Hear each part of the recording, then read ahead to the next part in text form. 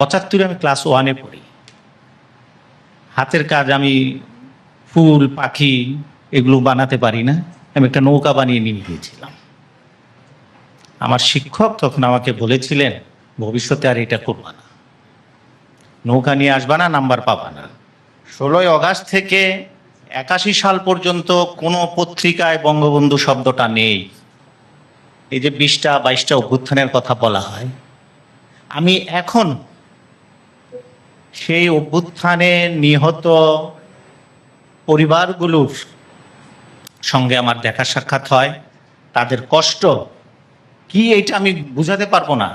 যে ছেলেটি আতাউর আমার কাছে আসলেন কিছুদিন আগে, 42 বছর পর, আমি আমার এই গবেষণার ফাইল বের করে করে করে যখন বললাম যে আপনার বাবাকে 27 নভেম্বর কুমিল্লা কারাগারে ফাঁসি দেওয়া হয়েছে, সেটুকু করে পড়ে গেল।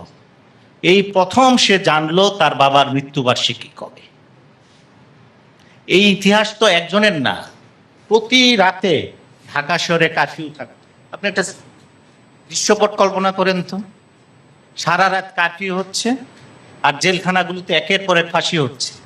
ফাঁসিগুলো দিয়ে আপনার কমপ্লিট করা যাচ্ছে না, মানে এত ফাঁসির তালিকা শেষ করা যাচ্ছে না।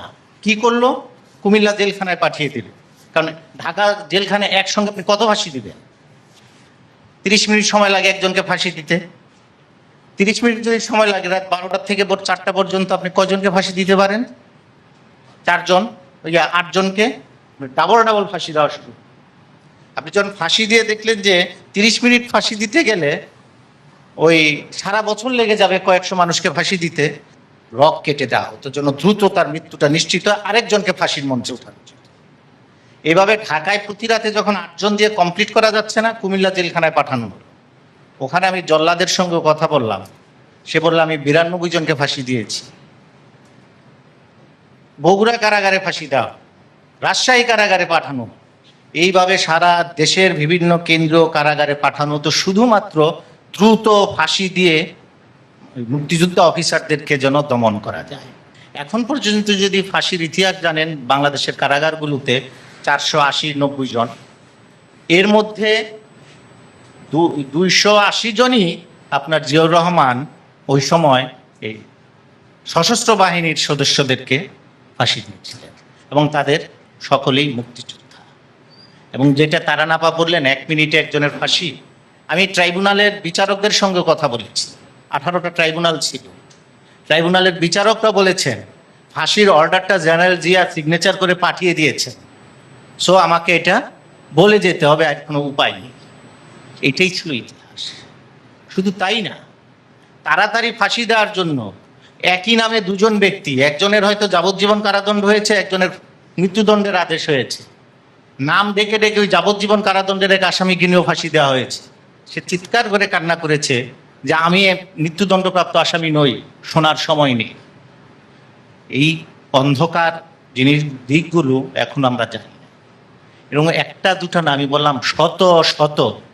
বিএনপিরই মন্ত্রী ছিলেন জেনারেল শওকত, উনি আমাকে ইন্টারভিউ দিয়ে বলে গিয়েছেন 1130 জনকে আমরা এইভাবে ফাঁসি বা হত্যা করেছি। উনি স্বীকার করেছেন আমাকে ইন্টারভিউ দিয়ে যে আমার অর্ডারই ছিল শুট টু কিল। গণমাধ্যমে 75 থেকে 80 পর্যন্ত কোনো সংবাদপত্রে বঙ্গবন্ধুর নাম নেই। আমি এই 83 সালে ঢাকা শহরে আমি খুনিদের মিছিল দেখেছি। খালেদা জিয়ার আমলেও আপনার এই 96-এ, সেটা আমি নিজেও প্রত্যক্ষদর্শী, কর্নেল রশিদ বিরোধী দলীয় নেতার আসনে বসা, যদিও এটা ইতিহাসের একটু বিকৃত যে তাকে বিরোধী দলীয় নেতা করা হয়েছিল, আসলে বিরোধী দলীয় নেতা ঘোষণা প্রজ্ঞাপন জারি হয়নি, উনি নিজে গিয়ে বসে পড়েছিলেন সেই আসনের মধ্যে। আমরা সংসদ লবি থেকে তখন বলেছিলাম এটা তো ঠিক হচ্ছে না, তখন তাকে ডেকে ওখান থেকে সরানো হয়েছে। আমি এই জায়গায় একটা দার্শনিক চিন্তাবিদ ফ্রেডরিক হেগেলের একটা কথা বলি। হেগেল বিশিষ্ট, উনি রাষ্ট্র চিন্তা করতেন, হ্যাঁ, উনি মার্কসিস্ট চিন্তা, উনি রাষ্ট্র নিয়ে একটা কথা বলতেন, রাষ্ট্রটা এমনি হয় না, এটা ঈশ্বর দেয়। আর যে ব্যক্তি একটি রাষ্ট্র প্রতিষ্ঠা করতে পারে তার অবদান প্রায় ঐশ্বরিক। বঙ্গবন্ধু হলেন সেই পর্যায়ের একজন মানুষ, তাকে মূল্যায়ন বাঙালি এখনো করতে শিখেনি। তো এই বঙ্গবন্ধুকে মূল্যায়ন করতে হলে তাকে আরো বেশি বেশি পড়তে হবে। আমার জানা মতে জেনারেল এরশাদ ক্ষমতায় আসার পর আমি জেনারেল এরশাদের যে উপদেষ্টা ছিলেন ওই সময়ের যে এয়ারফোর্সের চিফ ছিলেন এই এজি মাহমুদ, আমি ওনার কাছে যখন যাই উনি বলেছিলেন জেনারেল এরশাদের আদেশে আমরা সমস্ত তথ্য প্রমাণ চুরিয়ে ফেলেছি। এটা তো অর্ডার ছিল। 83-তে সমস্ত তথ্য প্রমাণ সেনাবাহিনীর ভিতর থেকে পুড়িয়ে ফেলা হচ্ছে। তো একটি বই বের হয়েছিল, যে বইতে আবার একটা পৃষ্ঠায় ছিল এটা এটা সশস্ত্র বাহিনীর বই, বিমান বাহিনী দিবসে বের করা বইটা, এত বড় বই। ওই বইয়ের মধ্যে উল্লেখ ছিল কতজনকে বিমান বাহিনী হারিয়েছে। 581 জনের কথা বিমান বাহিনী বলেছে, আমরা 581 জনকে হারিয়েছি। ওই বই সব পুড়িয়ে ফেলেছে। আমার লাগ ভালো, আমি তার লাইব্রেরিতে সেই বইটা পেয়ে আমি চুরি করে নিয়ে এসেছিলাম। সে বইটা একমাত্র দলিল এখন। যাই হোক, এইটা একটা। আরেকটা যেটা বলছেন তারা, যে ওই সময়ে যে ঘটনাগুলো ঘটেছে সশস্ত্র বাহিনীতে, মূল উদ্দেশ্যটাই ছিল মুক্তিযোদ্ধাদের দমন করা, আর কিচ্ছু না। আপনি যদি দেখেন ওই 1130 জনের হিস্ট্রি নেন, এর 90% উপরেই মুক্তিযোদ্ধা ছিল। সেনাবাহিনী থেকে যদি মুক্তিযোদ্ধাদেরকে সরানো যায় বা সেনাবাহিনীর ভিতরে মুক্তিযোদ্ধা বিরোধী অবস্থানটা নেওয়া যায়, রাজনীতিতে তো উনি নিয়েছেন। উনি শাহ আজিজকে প্রধানমন্ত্রী করা থেকে শুরু করে, ওই যে রাজাকার মান্নানকে মন্ত্রী করা থেকে শুরু করে, সরকারের ভিতরে যারা যারা নিয়েছে সবই তো মুক্তিযুদ্ধ বিরোধী শক্তিটাকে রাজনৈতিকভাবে এস্টাবলিশ করলেন। পাশাপাশি সেনাবাহিনীর ভিতরেও যদি আপনার মুক্তিযুদ্ধ বিরোধী এটা বড় সার্কেল তৈরি করতে পারেন, তাহলে ওনার পথটা আরো পরিষ্কার হয়। সে চিন্তা থেকে উনি একের পর এক আপনার সেনাবাহিনী থেকে মুক্তিযোদ্ধা নিধন শুরু করলেন। এই মুক্তিযোদ্ধা এবং অমুক্তিযোদ্ধার দ্বন্দ্ব সেনাবাহিনীতে কিন্তু জেনারেল জিয়াই করেছেন, তার সঙ্গে সায় দিয়ে গিয়েছিলেন জেনারেল এরশাদ। তো এই চক্রগুলো মিলে আপনার যাদেরকে আপনার হত্যা করতে পেরেছে সব সোলজার আর অফিসারদেরকে আপনার কোণঠাসা করে রেখেছিল।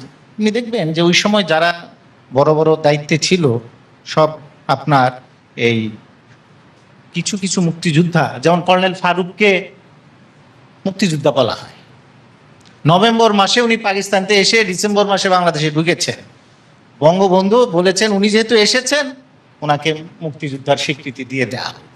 এইরকম মুক্তিযোদ্ধাও কিন্তু আমাদের সেনাবাহিনীতে অনেক ছিল, যাদেরকে জেনারেল জিয়া আপনার উপরে নিয়ে এসেছেন। আপনি দেখেন আরেক যে ওই যে বাংলাদেশের বিরোধিতা করে জার্মানিতে অবস্থান করছিলেন, চলে গিয়েছিলেন বাংলাদেশ ছেড়ে, যে আপনার তাওয়াফ সাহেব, তাকে ধরে এনে বিমান বাহিনীর প্রধান বানিয়ে, মানে জার্মানি থেকে ধরে।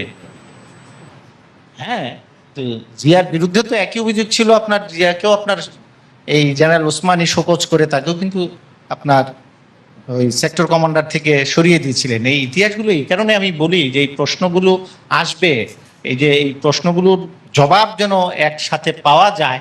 ইতিহাসগুলো জানার জন্য, যেহেতু আওয়ামী লীগ সরকার এখন আছে, আমি তো জানি না এই আওয়ামী লীগ সরকার সারা জীবন ক্ষমতায় থাকে কিনা, আবার যদি কোনোদিন জেনারেল জিয়ার বা বেগম জিয়া ক্ষমতায় আসেন, আবার তো নতুন করে ইতিহাস লেখা হয়। এই কারণেই এই ডকুমেন্টেশন দরকার, যে তখন চ্যালেঞ্জ করা যেত না। আমরা যখন হানাদার বাহিনী পড়তাম আমরা তো চ্যালেঞ্জ করতে পারতাম না, আমার কাছে আরেকটা ইতিহাস ছিল না, আমরা ওই ইতিহাসটাই দেখে এসেছি। এখন যেহেতু ইতিহাসের এই অধ্যায়গুলো আমরা জানতে পারছি, তাই এটা ডকুমেন্টেশন দরকার। পরবর্তী প্রজন্ম যখন আবার যদি কোনোদিন বৈরী সরকার আসে আবার ইতিহাস চেঞ্জ করতে চায়, এই চ্যালেঞ্জটা করতে পারে যে না, আমরা তো আসল কাহিনী জানি।